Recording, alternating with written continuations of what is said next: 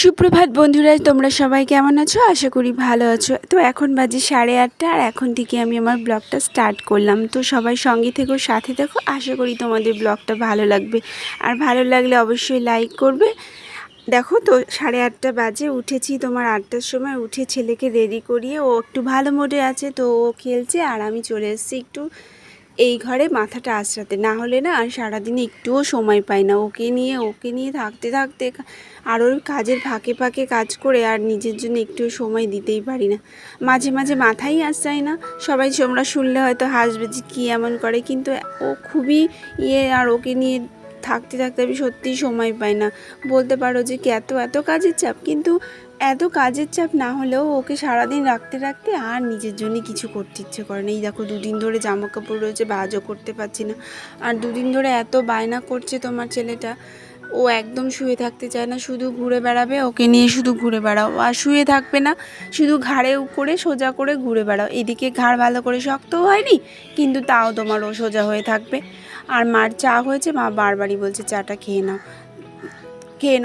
আমি বলছি রাখো একটু, আমি একটু ঘরটা ঝাড় দিয়ে খাচ্ছি। কখন থেকে ঘরটা পড়ে রয়েছে, ঝাড়ও দিতে পারছি না, ওর কাছ থেকে সরতেই পারছি না।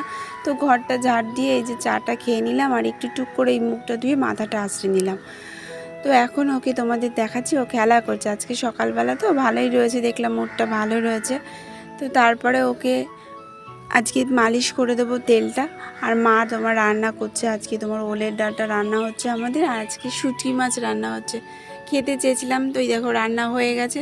তোমাদের সঙ্গে রান্নাটা শেয়ার করলাম। এই যে শুঁটকি মাছ, ওলের ডাঁটা আর ডাল হয়েছে, তো এটাই খাবো সকালে। তারপরে মনাকে তেল মাখিয়ে দেবো। তো দেখতে থাকো। অনেক আশা করে ইউটিউব করছিলাম, জানো তো। ভেবেছিলাম ইউটিউব করে হয়তো কিছু হবে, অনেক ভালোবাসা পাবো সবার, কিন্তু সেটা আর হলো না। এত পরিশ্রম করে ইউটিউব করলাম, এত মাস, প্রায় 6 মাসের বেশি করেছি, কিন্তু কিছু হলো না। মন একদম ভেঙে গেছে, স্বপ্নটাও ভেঙে গেল। এরকম হবে ভাবিনি কখনো। ভেবেছিলাম আমিও হয়তো পারবো। তো অনেক চেষ্টা করেছিলাম প্রথমের দিকে। তারপরে ধরো শরীর খারাপ ছিল বলে, মনা যখন প্রেগনেন্সির সময় থেকে শরীরটা খুব খারাপ ছিল, তো তখন আর করতে পারতাম না, একদম করতে পারিনি। অনেক মাস করিনি ইউটিউব, পরে ছেড়েই দিয়েছিলাম। তারপরে আবার ভেবেছিলাম কি অনেক নতুন করে অনেক আশা নিয়ে আবার শুরু করেছিলাম, কিন্তু এত কিছু করেও ভেবেছিলাম করব। এত সারাদিন না ঘুমিয়ে, না বিশ্রাম করে, এত কাজকর্ম করে, ছেলেকে সারাদিন সামনে ভেবেছিলাম কি তাও এর মধ্যে থেকেও করব। রাত জেগে পর্যন্ত ভিডিও তোমার এডিট করছিলাম, কিন্তু কোনো লাভ নেই, কিচ্ছু হলো না, কোনো লাভ নেই। কারণ এটাই বলছি যে এত কষ্ট করে ভিডিও করছি, কিন্তু কোনো ভিউজ নেই। কি হচ্ছে আমি বুঝতে পারছি না।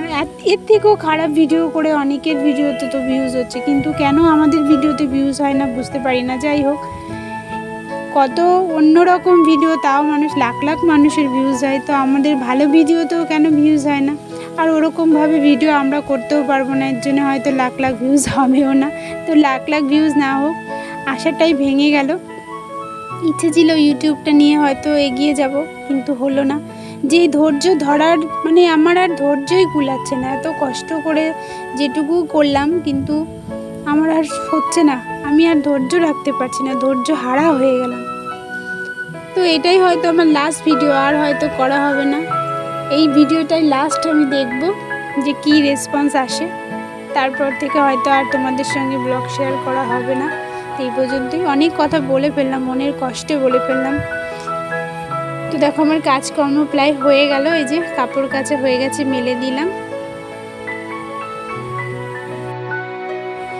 তবে এইটুকু এক্সপিরিয়েন্স হয়েছে ইউটিউব করে এত মাস। তো তোমাদের যদি কেউ নতুন আমার ভিডিওটা দেখে থাকো, তাদের একটা কথাই বলবো, যদি তোমরাও ভেবে থাকো যে ইউটিউব করবা, তবে এইটাই বলবো যে প্রচুর ধৈর্য রাখতে হবে টিকে থাকার জন্য। না কিছু ফলের আশা না করেই ইউটিউবটা করতে হবে। আমিও যদিও ফলের আশা না করেই করছিলাম, কিন্তু ভেবেছিলাম যে রেসপন্স পাবো। তো যাই হোক, রেসপন্স না পেলেও করে যেতে হবে, তবেই হয়তো একদিন কিছু হবে। কিন্তু আমার যেহেতু প্রচুর প্রেশার, বাচ্চা, ছোট্ট বাচ্চা, একদম দুটো বাচ্চাকে সামলে, সংসার সামলে, হয়তো আমি আর ধৈর্য রাখতে পারলাম না। কিন্তু তোমরা যদি কেউ ভাবো যে ইউটিউব করবা, তোমরা কেউ ধৈর্য হারা হয়েও না, একভাবে করে যাও, অবশ্যই কিছু হবে। তো আমার হয়নি, তাই কি তোমাদের হবে? ধৈর্য হারা হলে হবে না, ধৈর্য রাখলে ঠিকই হবে। তো সবাই এগিয়ে যাও, ভালো থাকো। তোকে ঘন্টা বাজার শব্দ শুনে চলে গেছিলাম ছুটে, পেপসি নিয়ে আসলাম, মা কিনে দিল।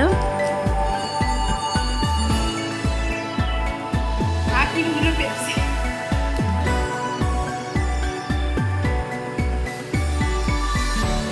ছোটবেলায় এরকম পেপসি আসলে আইসক্রিম আসলেই ছুটতাম আইসক্রিম খাওয়ার জন্য, বোতল নিয়ে ছুটতাম, বোতল নিয়ে কাচের তোমার বোতল নিয়ে নিয়ে ছুটে চলে যেতাম ওসব কেনার জন্য। পাঁপড় ভাজা আসলে কোথায় কি ভাঙাড়ি পড়ে আছে নিয়ে পাঁপড় খেতে যেতাম, আইসক্রিম খেতে যেতাম, জল আইসক্রিম পাওয়া যেত তখন, জল আইসক্রিম খেতে ছুটতাম। ছোটবেলাকে সত্যি এখন ভীষণ মিস করি, কোথায় চলে গেল সেসব দিন।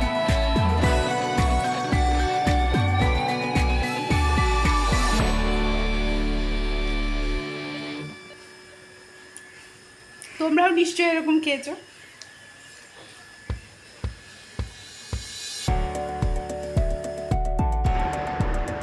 ওই দেখো কোথায় শুয়েছি আর কোথায় শুয়ে আছে, দেখো বাড়িতে শোয়ানো চলে এসছে, কোথায় বেরিয়ে চলে আসে, মশারির বাইরেও চলে আসে, মশারির বাইরে এসে শুয়ে থাকে, মশা কামড়ে দেয়, এক জায়গায় শুয়ে আরেক জায়গায় চলে আসে।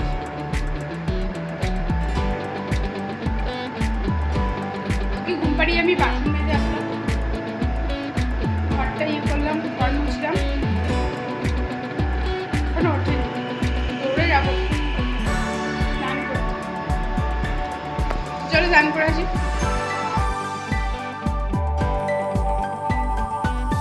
তো দেখো খেয়েছিলাম দুপুরে ডিম, ডাল আর হচ্ছে বরবটি, আর সন্ধেবেলা শুধু চলে এসেছি তোমার সন্ধে দিতে। এই যে আমাদের গোপু সোনা এখানটায় বসে আছে, গোপু সোনাকে সন্ধে দেখিয়ে যাব। আমাদের ওই পুরোনো ঘরটায় এসেছি, এখানেই আমাদের সব ঠাকুর থাকে, মায়ের ঠাকুর, আর আমার গোপু সোনাটাও এখানে রয়েছে। আর দাদার ঘরে সন্ধে দেবো, এই যে চলে এসেছি দাদার ঘরে। দাদার ঘরে সন্ধে সব ঘরেগুলোই দেখিয়ে সন্ধে পুজোটাও দিয়ে দেবো। পুজো দিয়ে এসে তারপরে ইয়ে করবো। মার শরীরটা খারাপ লাগছিলো, যে পুচকেটা দেখো হাসছে, খেলছে, আর জামা কাপড় গোছাবো। তো দেখতে থাকো, ভালো লাগলে অবশ্যই লাইক করো, কমেন্ট করো। তোমরা কমেন্ট করলে যে আমার কি আনন্দ লাগে তোমাদের বলে বোঝাতে পারবো না। আমাকে হয়তো কেউ 1 লাখ টাকা দিলেও আমি এত খুশি হই না যখন নতুন কারো কমেন্ট পাই, আমার ভীষণ ভালো লাগে। মানে এটা টাকা দিয়ে এর মূল্য মানে বোঝা যাবে, মানে ইয়ে করতে পারবো না, এত আনন্দ পাই। এর জন্যই বলি কারো ভালো লাগলে কমেন্ট করবে, এছাড়া কোনো কারণ নেই, এটাই কারণ। তো দেখো পুজো দিয়ে চলে এসেছি, জামা কাপড়গুলো ভাঁজ করবো, আর মঞ্জিসটা এখন ওঠেনি, মঞ্জিসটা উঠলে মেয়েকে পড়াবো। তো সন্ধেবেলা আমি ছেলেকে ঘুম পাড়িয়ে মেয়েকে পড়তে বসাই, তো এটাই আমার কাজ। তো ছেলে তো কেমন আওয়াজ হচ্ছে শুনতে পাচ্ছি, তো ছেলেকে উঠে গেলে তো নিয়ে আসতে হবে। তো আমি এই কটা ভাঁজ করে ছেলেকে নিয়ে আসবো, নিয়ে এসে তোমার বাকিগুলো গোছাবো, আর মেয়েকে ওঠাবো, উঠিয়ে তোমাকে ওকে পড়াবো। এই যে পুচকুটাকে নিয়ে আসলাম, ক্যামেরাটা বন্ধ করেছিলাম, তো বন্ধ করে ছেলেকে নিয়ে আসলাম, আর বাকিগুলো হয়ে গেছে, এগুলো ভরবো, আর ছেলেকে পাশে শুয়ে দিয়ে এগুলো করবো, কারণ ও কাঁপছে না, মোটামুটি ঠিকই আছে। তো এইভাবেই আমি চলি, তো কিছু করার নেই। এই যে রাতে তোমার কী করলাম দেখো, এই যে ম্যাগি করে দিয়েছিলাম মেয়েকে, আর ওর মেয়ে বলছিল মিষ্টি খাবে, তাই মিষ্টি এনে দিয়েছিলাম। তো এই যে মিষ্টি আমার রুটি রাতে এই খাওয়া হবে, আর ছেলে আমার ঘুমাচ্ছে, তো এই ফাঁকে আমরা খেয়ে নিই, তারপরে ছেলে যে কখন ঘুমাবে জানি না। তোমরা কি এরকম পুতুল দেখেছো কেউ? এই দেখো, এটা হচ্ছে তোমার কি যেন বলে, এটা লাফিং বুদ্ধ। লাফিং বুদ্ধের মতো দেখো ঘাটটা নড়ছে। রাত 12টা বাজে, ওকে পা দোলাতে দোলাতে আমার ব্যথা হয়ে গেল, এর জন্য এখন একটু বসিয়ে দিয়েছি এরম করে, ও যদিও বসতে পারে না। দেখো বাবা। তো গাইজ ব্লগটা এইটুকুই, এখন তোমার পুরো 12টা বেজে গেছে, এখনও ঘুমাতে পারলো না, না ও ঘুমালো, ঘুম আসছে না ওর, হয়তো এরকমই করে রোজ। এখনও যে কতক্ষণ আমার জাগতে হবে তার ঠিক নেই, কখন ঘুমাবো সেটাও জানি না।